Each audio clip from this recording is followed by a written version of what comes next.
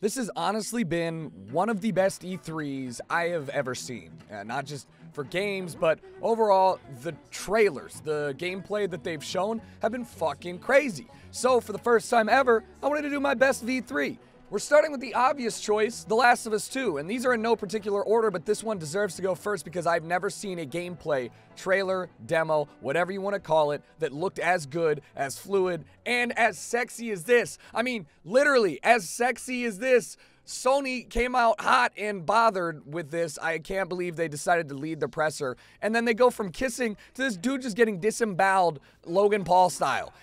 And like this physically makes me uncomfortable watch this dude's intestines fall out. It's brutal. It's good looking. And on top of that, it's one of those things where you have to take a step back and realize this is actual gameplay. I was watching Donkey's Best of E3 video, and he's right. The animations on this really make you have to think to yourself, no, she could stop walking and turn around. This isn't being forced for you, just like that.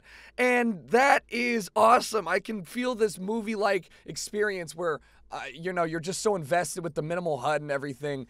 I am overjoyed that I got to watch this premiere live and not just watch the video because my jaw was on the floor. And I mean, we're talking in E3 where we had Cyberpunk 2077, some other things. It's brutal. The fuck is going on? And the fact that, like, you actually see her get hurt and look physically worse off. It really lends to the fact that they've done a fuck ton of research and work into how to make you feel connected to your character. Am I wrong in saying that just when you say game engine footage, that might not be representative of the game itself? Like, couldn't somebody use Unreal Tournament and be like actual gameplay or game engine footage of Fortnite, even though it looks completely different? I don't know. Either way, Anthem really didn't do it for me. It looks interesting. I'm not as excited for these types of games after getting let down by Destiny. I'm going to try it out, but it looks like a bullet sponge shooter, which you have to put a lot of time and effort behind the scenes in order to reap the benefits. It does look good, and it does look interesting. But even the idea behind it where we have to go and fight or stop people who have these, terraforming devices. I believe that's the background of the game. It's gonna be interesting. Hopefully we don't get scorned like we did with Destiny 2, but again, I don't have a ton of hope with it for me and my personal enjoyment, because those types of games you have to put in so much effort that it's got to be your main game in order to reap the end game benefits. So some people might be super about it. Your boy, not so much. You might be like, why did you even include this in your best of E3? Because people are gonna fucking ask, all right? I just gotta do it. This game looks super cool, okay? Sea of Solitude, I love this art style. I'm really into these single player games, kind of like Ori and the Blind Forest or Inside, that have this just completely different take on how the game's supposed to look. It looks creepy, it looks weird, it looks interesting, and it's right down my fucking alley right now. This is the type of stuff I want to play on stream and just enjoy it in one sitting. So big ups to that. And then we got this baby. Woo! I literally don't give a shit. I haven't played any of the Elder Scrolls. I watch people play. It's not for me. I don't care. And then we got this shit, which you already know how excited I am for this. I've been talking about it for ages, ever since that first E3 premiere years ago. This is right down my alley. This is my aesthetic. And somehow people are hating on it already. I don't... How? They're like, it's in the daylight? That's not Cyberpunk. I want you to shut up. Okay? There's the sun in the future, too. And also people talking about how, oh, it just looks like a futuristic Grand Theft Auto. I honestly don't care. And if you really think that CD Projekt Red is just gonna make a Grand Theft Auto clone, by the way, which is like the single most grossing, actually no, that's a shark card and a bad metric, but I bought that game 5 times, all right? That game was good, and I wouldn't even be that mad if this was a futuristic GTA. I hope it has some more depth to it, and I hope that there's a deeper story, etc. But I'm not gonna sit here and let you say that a future GTA would be bad. In fact, the amount of things that they hid, Easter eggs, etc., that obviously Reddit found out immediately, but the kind of like little background stuff that they threw in, acknowledging the delay and how, or not even a delay, the wait between announcement and giving us this reveal is pretty awesome. It shows that they're already considering, ways to take that extra leap, that extra step forward and engage the audience. So I'm sleeping easy, guys. I'm sleeping easy. Speaking of things that look absolutely fantastic, I mean, for the video alone, this is just gorgeous. I want them to animate a movie. This is amazing looking. Beyond Good and Evil 2 is at the top of my radar, but the problem is that it's being crowdfunded, and is that a bad thing? I don't know. I don't want to put money towards something that might not happen, but at the same time, if they guarantee 100% refunds if it's not, you know, finished, which they won't do that, then fuck it. I'm in. It looks great. I love the characters. I mean, everybody seems like they got such a vibrant personality that's going to really carry through the gameplay. The first one is, honestly, I can't remember much about it, so I've got to go back and either watch it or play it again. And this is, I mean, for cinematics-wise, this is awesome. I mean, this is big. And we're not getting any gameplay footage because there probably isn't any. So it's a little bit worrisome to, you know, sell a video game with like a short movie.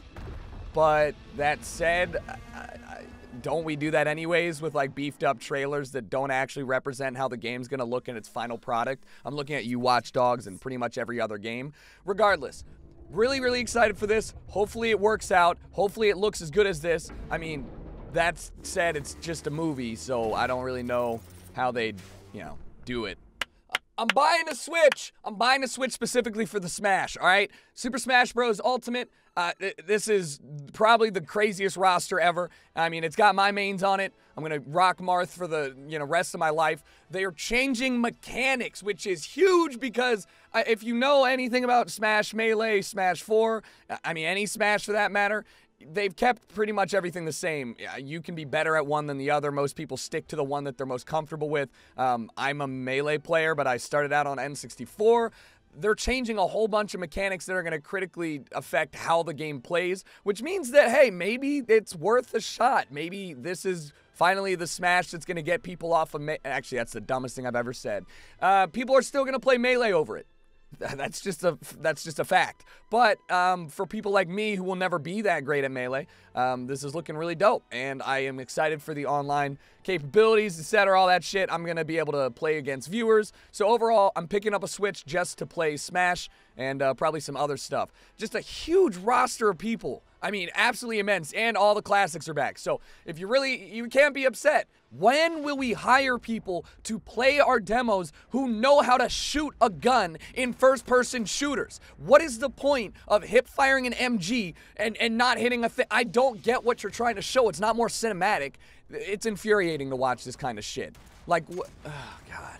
But I'm excited for Fallout 76, and I'm more excited that it's all online and all multiplayer than I would be if it was a single-player game. Is that sacrilegious? Probably. Do I care? Fuck no. The way that this game is shaping up to be is one of those really, really fun stream games, and that's all I give a shit about. I want a fun stream game that I can play with friends, that I can have unpredictable experiences, that I can build a story around certain play sessions, that I can work, you know, with friends, and I can hurt them, and I can play with viewers. This looks right down my damn alley. And the fact that they're reusing assets is going to mean that they have more time to focus on actual gameplay than they do creating, you know, the specifics of the game. At least that's what I hope. Do I even really need to bring this up? You're going to play it. I don't know anything about the genre of the game except you walk through beautiful landscapes. Do I care? No. This looks like arguably one of the most interesting games, regardless of what you think or feel about the fact that it's a UPS delivery mission, okay? I mean, shit, it looks fantastic already. Now, I have some background information that I parsed through a bunch of Reddit comments, so take it with a grain of salt, but it really helped me understand the whole setting and the scenario of this, all right? So I'm going to really try and break it down that rain ages you. It's called timefall, not rainfall. That's why when he puts his hand out and it gets a drop of water on it, it ages. That's why you see all the foliage grow and die in the trailer when it's raining. And I think that's one of the coolest little ideas, and that's why nobody goes outside. So you're out here trying to deliver shit to people, and there's ghosts in another dimension that, you know, obviously you don't want to interact with. But there's also a clip of this woman eating a little baby, little fetus. Why? Because, I mean, in theory, if you have eggs, right, then you can just put it out in the rainfall for a little bit, and then it'll grow to like a small little nourishment package. I mean, what has more nutrients than a little baby? So yeah, you're farming babies. There you go. Very interesting idea, and the fact that it's so cryptic and, mysterious and not like anything we've ever seen, and the fact that you're gonna buy it because it's Hideo's game anyways, even if it is just 4.5 hours or 12 hours or 0 hours, I don't even know, however long it is, and you're just walking, I am very much ready to play this. And the fact that there's, oh, I forgot to mention, the fact that you carry a little baby around, so you can transfer your consciousness into the baby if you get caught out in the rain, and that way, you know, you still alive, but your body ain't. This is probably everybody's best of E3 list, and this was a fantastic year. I think it is my favorite year, and definitely one of the best, if not the best, since the all-new, brand-new console announcement year. The biggest downside was a lot of these titles that we got shown, I feel like are slated for late 2019, early 2020 releases. There's a bunch that are going to come out in February. Why do game developers continuously pick, it's not the developers, why do publishers continuously pick the same fucking days? There's like 3 games coming out on February 22nd. Somebody tell me who this girl is. I don't understand who she is, and I want to know why it's important. That's the end of this video. I've never done a best of E3 recap. Hopefully you guys enjoyed.